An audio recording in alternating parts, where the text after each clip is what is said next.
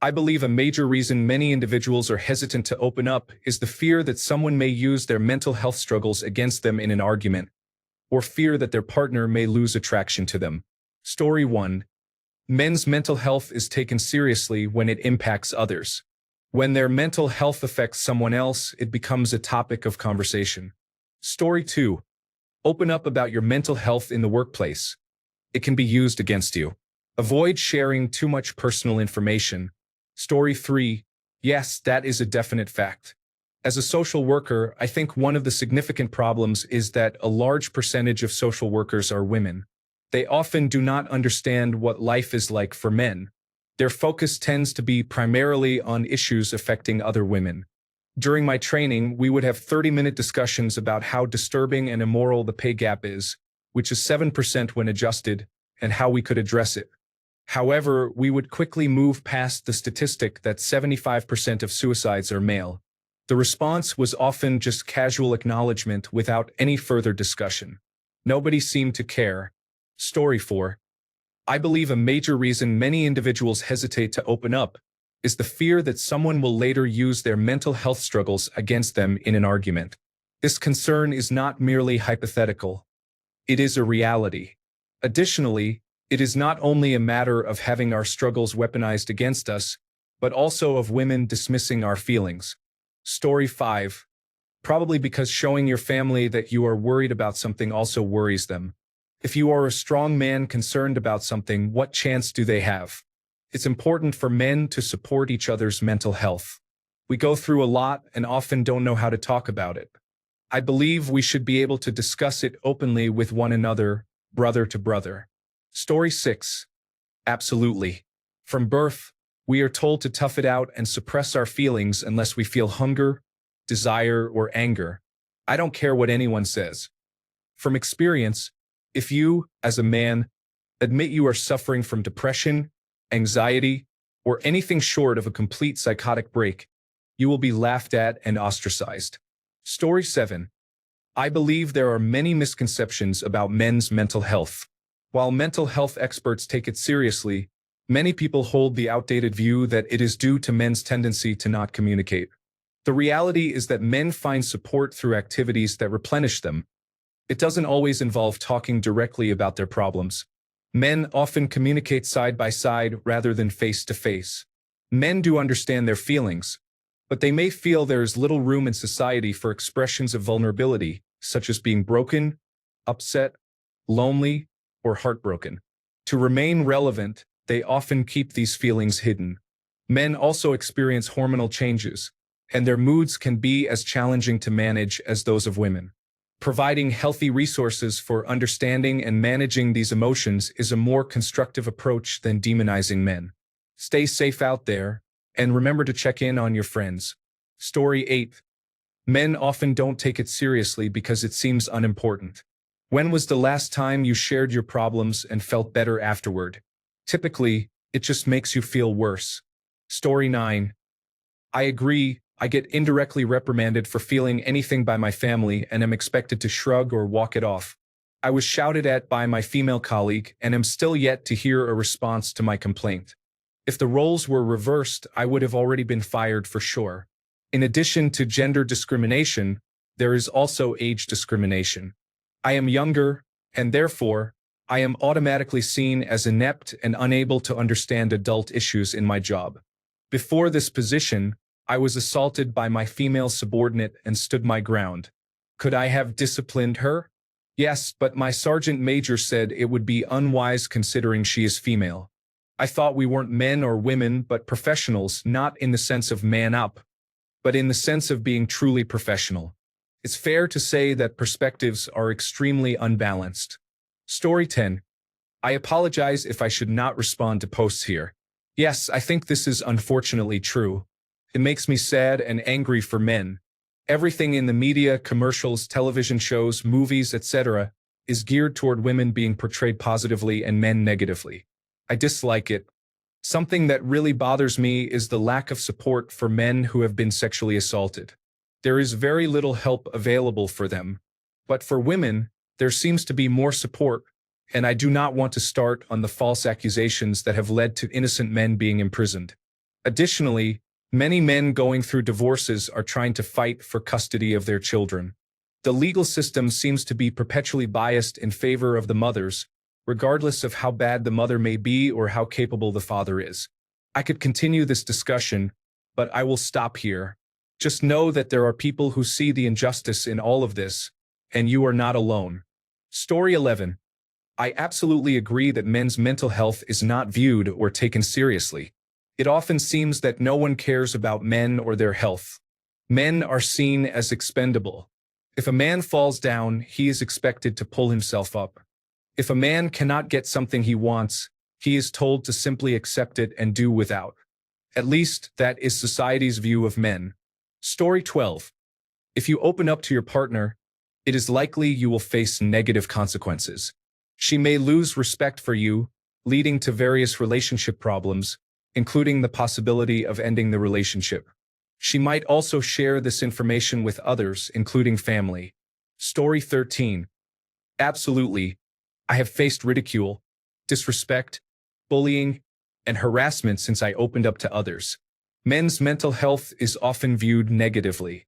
The irony is that much of the hatred I received came from individuals across various walks of life, including medical professionals, social workers, and psychologists. It is disheartening to think that those who are supposed to help others may be motivated by financial gain. Story 14. The structure of therapy has generally been built around helping women, as men have been expected to handle their own issues throughout modern society. This leads to men who need help not seeking it or dismissing it entirely, particularly when they face overwhelming negative reactions when they open up in their personal lives. Story 15. It's the cliché that men are tough and strong and don't have emotions like other genders. It's often considered acceptable because he is a man. He will be fine. There is also the shame among male peers. Story 16. It isn't. I think it's because people don't want to indulge a man. Indulge is probably a poor choice of words. I just mean sitting down and talking about feelings, wiping tears, etc. Speaking as a man, we don't tend to sit and sulk or engage in a woe is me mentality. We either disappear into a hobby, consume alcohol or drugs, or seek solitude. If we are pushed on our feelings, we become loud, not necessarily aggressive, but quite agitated and irate. Women, meanwhile, want to talk like having their support group around, and their relationships are much more emotionally available. Also, they don't tend to express physical anger as much. In summary, it comes down to how men display emotion. Story 17. I think it's pretty bad for most people, but I'd wager it's worse for men overall because we failed to build the same kind of extremely close relationships that women tend to have, which have become essential for dealing with life in the digital age. If a woman doesn't have that, then it would be even worse. I think it's bad across the board, though. It might have worked for men in previous generations, but it's an extremely lonely existence right now. Everyone is too busy or just not in the mood to do anything. Talking about issues tends to push a lot of people away because you're either seen as a risk or a downer. It's far easier to avoid someone who is feeling sad and be around people who make you feel happy. With how easy it is to contact each other across the globe, friendship has become somewhat cheap. I can't say I've ever had a friend call just to check in this past year. It all feels so transactional. People usually just text me when they want me to do something or show up somewhere. If I slipped and struck my head in the shower, it could be weeks before anyone found out. That's a very scary thought. Story 18. In my experience, it is taken seriously by professionals. Others, not so much. The moment you have any kind of problem, you feel like a burden. There are mental health awareness days, such as Are You OK Day in Australia. I'm not sure if that one specifically targets men's mental health, but they all serve as occasions where people at work can put up banners and raise awareness. It feels like just checking off a box, creating an illusion of doing something meaningful while actually doing nothing, which contributes to a good image for the workplace. People will jokingly ask each other if they are okay. It is not truly taken seriously, so you'd better not be unwell. Story 19. I think men do not take mental health seriously. It reflects the outdated walk-it-off approach to health in general. Story 20. Men cannot afford to be seen as weak, creepy, too weird, dysfunctional, or anything similar. This has been explained countless times, and the examples of partners being empathetic don't matter. Not every man is in a loving relationship with a healthy, empathetic woman or in a relationship at all. Women are already dealing with that stigma as well, so imagine if you are a man who does not look like a movie star and is not wealthy. The system also does not care. If a man takes his own life, that reduces competition and creates more opportunities for other men to take his place. Story 21. I survived suicide twice throughout my life and struggled with depression for most of it. I found the help I needed, but during my time in the intensive outpatient program at the mental health ward in the largest hospital in my city, classes were canceled because all the employees went on strike for better pay, including my case manager. It's not just men who are victims of mental health issues. Even those trying to solve the problem face resistance from the organizations responsible for it. It took me many more years of hard work, multiple doctors, and several therapists to become a healthy and well-adjusted member of society. I consider myself incredibly lucky compared to many of my peers. Story 22. It's an issue for sure. What can be done to change this? I have no idea. Therapy only works if the person wants it to work. It's like the saying, you can lead a horse to water. Fundamentally, what needs to change is to stop the fatherless epidemic. A strong role model is essential, not just for young men but for women as well. Provide men with the tools to recognize their own value and to feel valued again. Purposelessness is a key recurring theme, so we need to address that. Story 23. Yes, I agree that it's not viewed seriously in society. However, I believe men handle things differently than women. The reason for this is that we are taught not to share our life experiences with others and to manage issues independently. Personally, I have moved beyond that. I have no problems asking for people's opinions or advice. That doesn't mean I will always take it, but I am willing to listen. Story 24. I don't believe it is. I was heavily sexually and physically abused growing up, with several instances where my father overdosed me in an attempt to kill me or tried to drown or choke me, holding me underwater until I blacked out. My brother was severely mentally ill with schizophrenia and autism, had a deformed frontal lobe, and was incredibly violent. After the divorce, my father stalked us, forced his way inside several times, and built altars with shopping baskets outside our windows. He was eventually detained and died 2 years ago in an institution. I was withdrawn and skittish for years, reacting violently on instinct to sudden movements or aggression. I spent a month in a mental hospital and was diagnosed with complex post-traumatic stress disorder and major depressive disorder. Not a single person cared until I was 24 and attempted to end my life by overdose. My girlfriend and my mother were the only ones who showed compassion.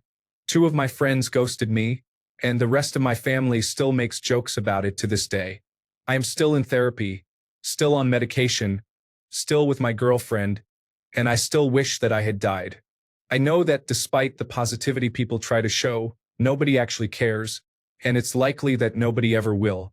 My therapist is paid to care, the hospital is paid to care, and for my girlfriend and mother, it is a traumatic experience to witness a suicide attempt. Story 25. We have a problem with toxic masculinity that discourages us from talking about our feelings. Additionally, when men open up to their partners, it can be used against them in the future. Almost every one of my friends has experienced this. Story 26. I wouldn't say the term superficially, but it is different. Men see problems and issues differently than women. It's just one of those things that make us unique. I think we need to treat men's mental health differently than women's and not use a one-size-fits-all solution. Story 27. I am working on a new startup that allows men to connect with others anonymously and chat about what is happening in their lives. Do you think this will be helpful? Story 28. My wife died in my arms, and I went for therapy, which was mandatory at my workplace. I still go, and the only people who know and care are my family. As someone else stated, 99% of being a man while growing up is about toughening up. No one cares. Then, when things go wrong, people wonder why he didn't say anything. Story 29. Many men do not discuss this, particularly with their partners, as women often use it against them later. Story 30. A significant issue many individuals face is that when they open up about their mental health struggles to their significant others, It often shifts to them having to provide comfort for their partners. As a result, it becomes easier to remain silent. Story 31. I think it is viewed seriously for the most part, but society is doing a poor job of actually offering good solutions to the problem. We are either just told to man up and get over it, or treated as if we are defective. It's as if nobody understands that men have a unique set of struggles that might require a different approach. I agree that the goal should be to overcome mental health challenges, which somewhat aligns with the man-up solution, but the hard part is figuring out how to man up because it is not that simple. I believe, however, that the rise of social media therapy is a serious problem that is making life worse for both men and women. Story 32. Things are changing. As a young man in my 20s, my male friends and I are very open about issues we have struggled with, such as depression, anxiety, alienation, and suicidal thoughts. My dad is nearly 60 and a veteran of the Navy. He is also very open about his struggles with mental health, but many of his friends face similar challenges. As for being open with women, I have only been in one relationship, and I was very honest with her. I never felt like my vulnerabilities would be used against me in a future argument. We are no longer together, but we remain close friends, and I still feel comfortable sharing my struggles with her, knowing she would listen with compassion. If you are worried that a partner will use your mental health issues against you in an argument, that is not a relationship you should be in. Story 33. In society, this is not widely accepted. People often overlook men's mental health. In my community, the situation is completely different. My life is surrounded by very liberal and open-minded individuals who support men expressing their feelings and addressing toxic masculinity in favor of mutual support. I am truly grateful for the friends I have made who encourage me to express myself, whether it is with them at work or with the women I have dated. Story 34. It is amusing to see women advocating for men's mental health by posting on Reddit. However, are they taking any action to improve the situation? No. Are they volunteering to help men? No. Are they donating money? No. Are they providing counseling to men? No. I wrote a post supporting men once on Reddit, so I care. Okay. Story 35. Yes, we are facing a difficult situation. If you cannot escape your own thoughts on your own, it can feel overwhelming. I believe therapy can assist with underlying issues and potentially guide you towards solutions. However, if you view it as a miraculous fix that will eliminate all your problems, you may find the experience challenging. Story 36. I believe this is a fear some men have, but I don't agree that it is not viewed as a serious issue in society. We have made significant progress regarding mental health and reducing the stigma associated with it. Story 37. Just like everyone else has said, no matter what, it will be turned against you. Somehow, if a woman helps you with anything, she will never forget that she helped you and will bring it up constantly, but she will never remember a thing that was done for her. Honestly, think about the last time someone asked you, "Hey, are you okay?" and actually worried about you or really cared. They don't. Story 38. As a woman, I would say that society sees men as protectors, and protectors do not have mental health problems. I think it is unfortunate that men do not feel they can reach out, talk, or ask for help. Story 39. Men often do not discuss their mental health, and many do not allow other men to share theirs.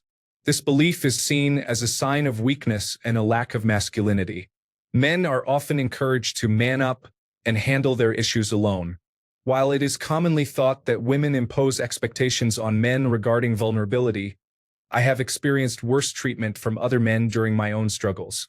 I was told to take a walk and sort yourself out by someone for whom I had, less than a month prior, spent an hour discussing his emotional breakdown because his friends had chosen to attend an event without him. This mentality of man up predominantly influences societal attitudes towards men's mental health. Story 40. Society still holds toxic ideas about masculinity, leading to the perception that men who struggle with mental health are weak and shameful. This culture makes them less likely to seek help for their issues. Story 41. I believe that most men are, by default, in subconscious competition with each other to be the most dominant, similar to the animal kingdom's struggle for survival and mating opportunities. Even though our brains are more advanced, this primal subconscious instinct remains. This ongoing competition and the tendency to compare oneself to others can be exhausting. As a result, many men are so absorbed in their own thoughts that they often overlook the suffering of others. Story 42. I disagree. Mental health issues have historically been taken more seriously in men than in women. Women were once institutionalized for hysteria.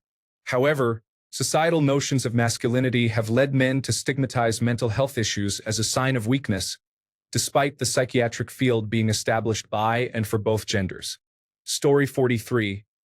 I am so used to bottling up everything and maintaining a strong facade due to the fear of losing what I currently have, even if it is not much. I never really stopped to consider whether I truly need help or not. Story 44.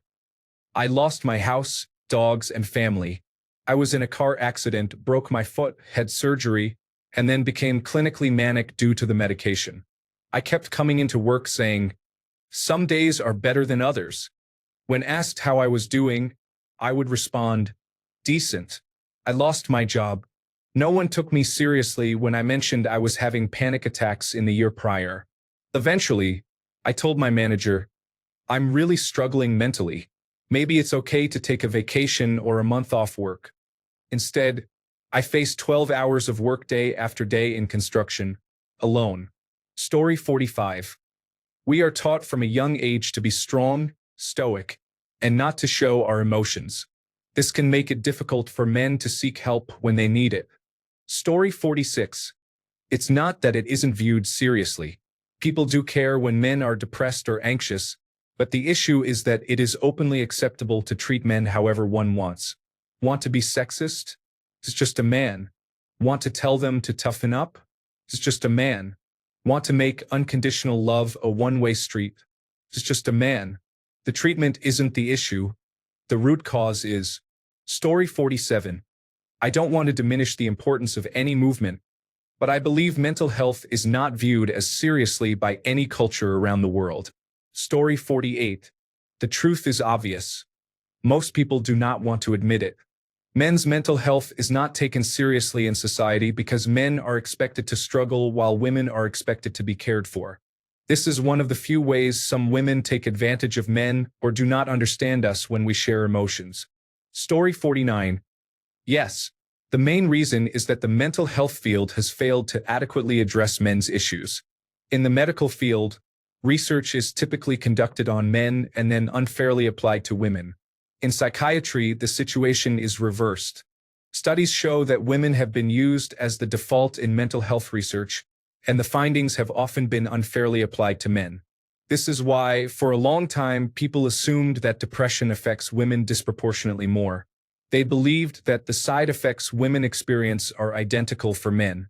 Now, there is a growing recognition that this is not the case, and the depression gap between genders is narrowing. The same is true for eating disorders. There has been an assumption that the symptoms experienced by women also apply to men, which has led to the misconception that eating disorders are primarily a women's issue. With the understanding of bigorexia nervosa, it is becoming clear that the eating disorder gap between genders is also much closer. When you consider the lack of male mental health awareness, the social stigma surrounding mental health in general, and the dismissive attitude toward men's issues, it is not surprising that men's mental health is often trivialized. Story 50. The reason we don't open up is that once we do, someone would take that information, spread it among everyone, and make fun of us saying something foolish. Story 51. Men's mental health, in my opinion, is often perceived as a joke or as something that does not exist in society. The last time I attempted to discuss this issue, my words were later used against me. Story 52. I have a close female friend, but I have learned that opening up to her emotionally is a bad idea. Women are the reason why men do not open up. Story 53. I believe everyone has made valuable points about how I feel, but I want to address something I haven't seen mentioned. Men, we need to be the change we want to see more of in the world. Be emotionally supportive to your male friends. Check on them. Tell them you love them. Give them compliments. Praise and uplift each other. If you don't have people in your life to uplift you, message me. I will always make time for you. Care about you all. Story 54. What other problems that men have are taken seriously? Why would mental health be any different? Men are valued for their utility. That's it. Story 55. Men do not express their emotions as openly as women do. They often keep them to themselves instead of crying and sharing with loved ones. As a result, it is often difficult for outsiders to understand how deeply men are suffering in silence. Story 56. Men's mental health is something society pretends to care about. It's all men's mental health matters until a brother or boyfriend discusses suicidal thoughts. Story 57. The people in your life may not always provide the support you need. Seeking professional help is a process, and like many things, you get out of it what you put in. Several years ago, I found myself in poor mental health after a medical event. During my recovery, I discussed my anxiety and depression with my general practitioner. He assessed my condition, and I was near the top of the range for both issues.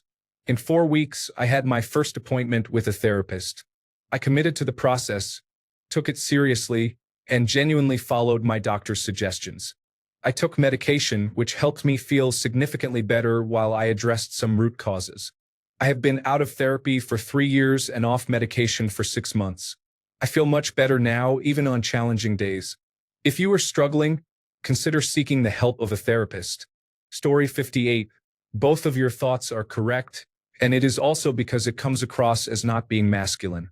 I hear many men say things like, man up, get over it, move on, or stop making it seem like such a big deal. For some men, it is extremely difficult or even impossible to suppress feelings of depression, anxiety, and other emotions. It is harmful to do so in general, but some truly cannot. You are seen as weak or soft if you feel sad after a breakup after 2 weeks.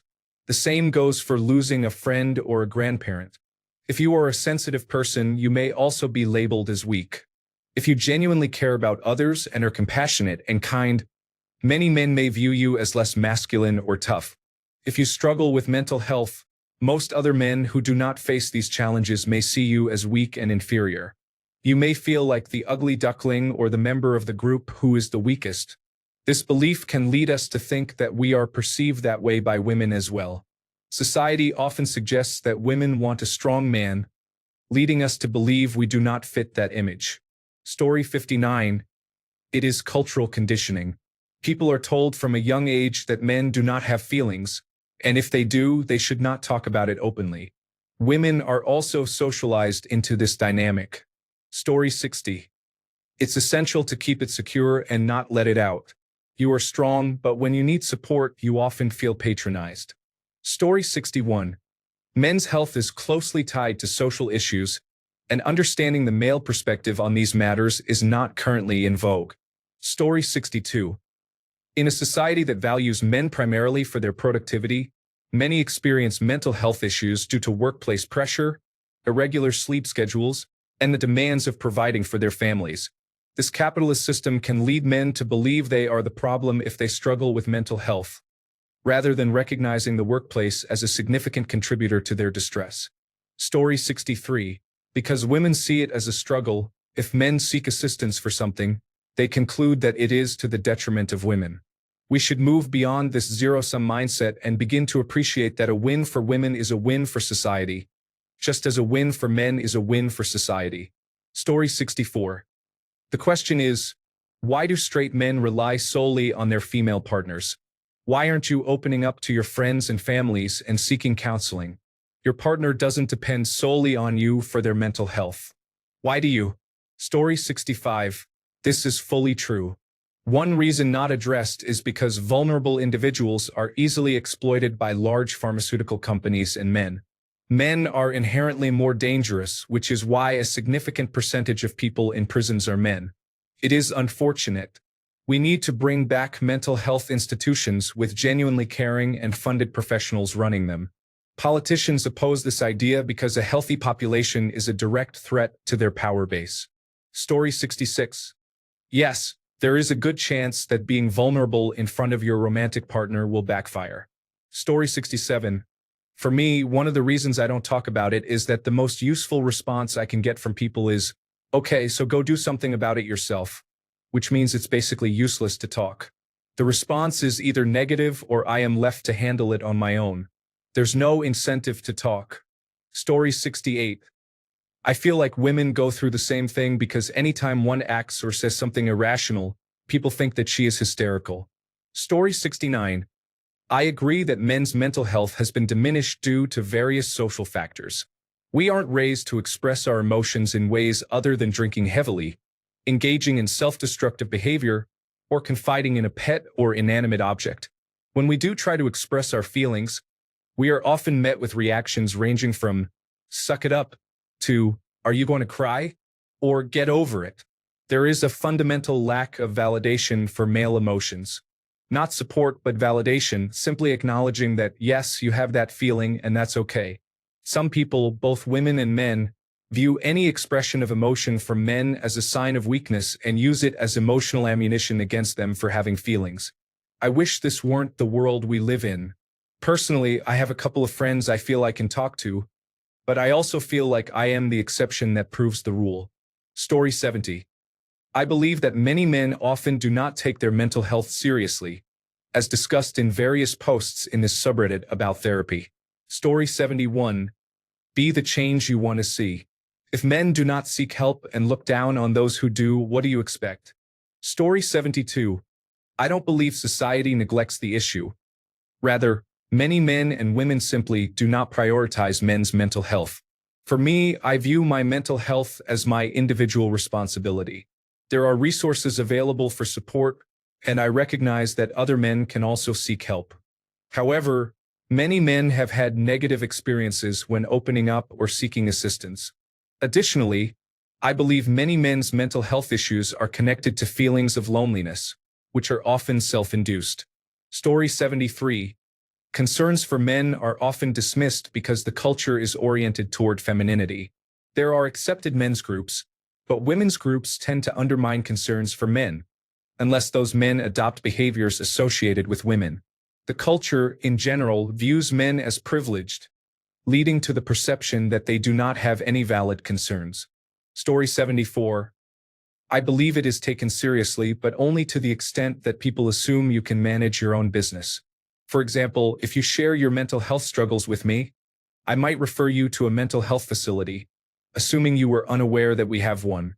Story 75. Nobody cares. Men are expendable. That is why we send them to engage in combat and to face danger. Story 76. Everyone cares about women and their children. Men need to listen and contribute responsibly. Our mental health is important and deserves recognition.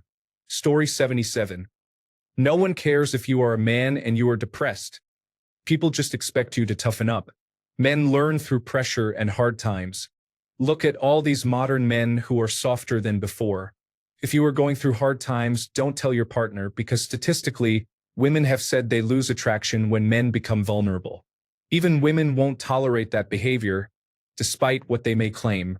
If you want to cry, that's fine, but do it with your male friends.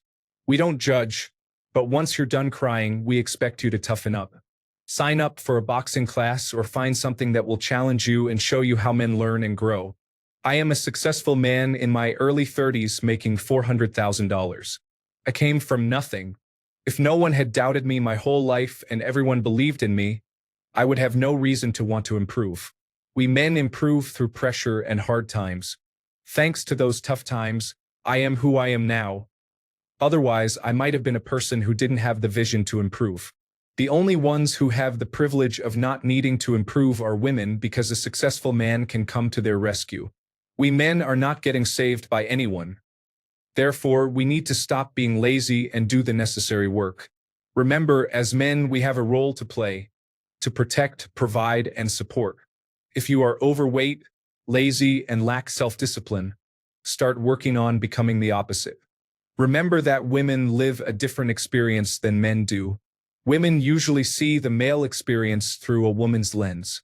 You cannot rely on women's advice when it comes to improving as a man.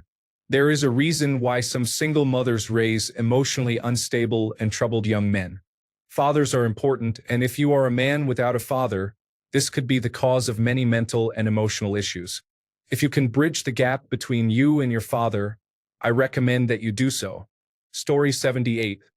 Sometimes, I feel that men discussing their problems related to being men is similar to complaining about the issues of being wealthy. The feminist narrative suggests that the pressure to man up inhibits men from expressing their emotions, but I have only heard that phrase used once in my adult life. However, I have lost count of how many times I have heard women ask, "Is it hard being a man? Please, let's hear how difficult it is." Taylor Swift even wrote a song expressing that she believes her life would improve in every area if she had been born a man. What people do not understand is that the reluctance to talk about my problem stems from the perception that I have mishandled my privilege. That said, I find that women are generally good listeners when it comes to all other types of problems, but not when it relates to being a man, unless it involves a complaint about the patriarchy. What is often overlooked is the idea that conventional therapy is more suited to women's emotional profiles than to men's. I do not believe everyone should go to therapy, but I think everyone should have therapeutic experiences, and almost all therapy available is based on cognitive behavioral therapy. That approach has its limitations. Story 79. I can safely say it is much better than it used to be 25 years ago. As someone who struggles with debilitating depression, there was a time when mentioning it could have seriously led to a reduction in working hours and an effort to oust me from my job. When hiding it became too much, I gradually became vocal about it, and nobody around me understood. Talking about it got easier with practice. The shift in society has made it much easier for people to have those initial conversations. There is public recognition that there are issues that need to be discussed, even if people still don't fully grasp the seriousness of the matter. It's certainly not ideal, but compared to the past, it is better and will continue to improve. People, not just men, need to feel comfortable talking about their mental health. We need to completely normalize that conversation. I made a conscious choice many years ago to make sure I talk about it publicly, not just to ease my own suffering, but also, perhaps, to encourage those around me to do the same, or at least to foster an understanding that the struggle is very real for some of us. Story 80. Absolutely. Society seems to have this unfair treatment towards men. Look at family courts and the tolerance of misandry from women and weak men. It's almost normalized. Story 81. This isn't just a fear. It's genuine proof for many thousands of men and women. If a man shows weakness or vulnerability, the chances are that the relationship is completely over, and the woman loses any attraction and respect she had for him. Once men experience this, they are much less likely to show vulnerability to another partner because they do not want to be hurt again. I firmly believe that women need to make a significant shift if they ever want men to start opening up. Story 82. Women often exhibit main character syndrome, which leads them to overlook the emotions of background characters. This is the essence of the matter. Story 83. We are expected to be stoic, strong, and to have no issues. We are meant to be protectors and providers. We are supposed to endure because that is the sign of a strong man. The stark reality is that we hurt, but society believes we are not supposed to. There is a reason for the saying, man up. As for the reason, I have no idea. My guess would be all the wars and men's reluctance to talk about what they have experienced because they do not want to relive it. This has created a feedback loop that is passed down generationally from father to son. I was strong. You should be too, son. Story 84. We are here to be workhorses, automated teller machines, and sperm banks. Nothing else is considered. We are expected to be emotionless beings, here to serve and obey our ovarian overlords. Story 85. Of course, it's not. Our mental health doesn't matter until it affects the women around us. Then she becomes the victim. No one cares about the cause, especially if she is the cause. Story 86. It is often viewed seriously on a small, case-by-case basis, typically by those who know the individual in question, either before, if he is fortunate, or after he takes his own life. Up until that point, no. Men and boys are taught to be independent and typically lack outlets for expressing emotions. As a result, society usually only witnesses the end results, which manifest as either violent outbursts, such as suicide or actual violence, without any prior indication, or fails to recognize the gradual decline of men into depression and withdrawal from life without a sudden conclusion. Story 87. I completely agree.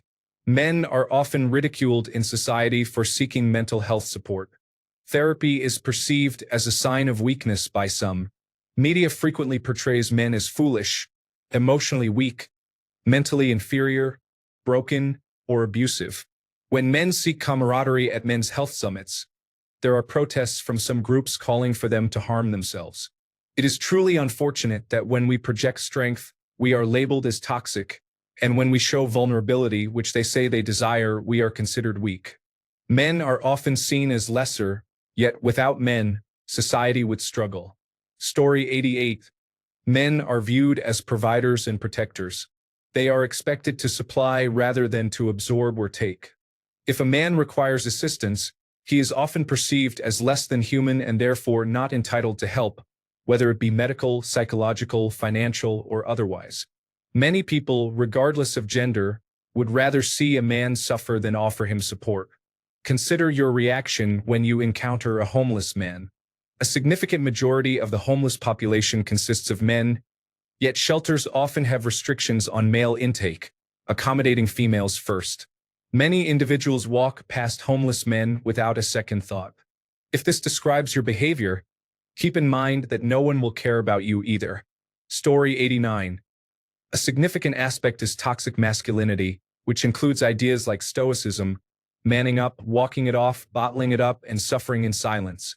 It is not to say that society as a whole does not play a role in this, but often men are a major contributing factor from the beginning.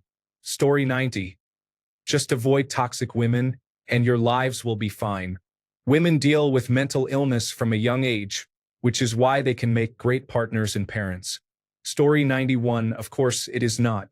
We have President Biden stating that more women live in the United States than men, and that we need more healthcare services. It's as if they are still victims of life in America. Thanks a bunch for sticking around till the end of the video. Remember to subscribe, and until next time, stay awesome and goodbye.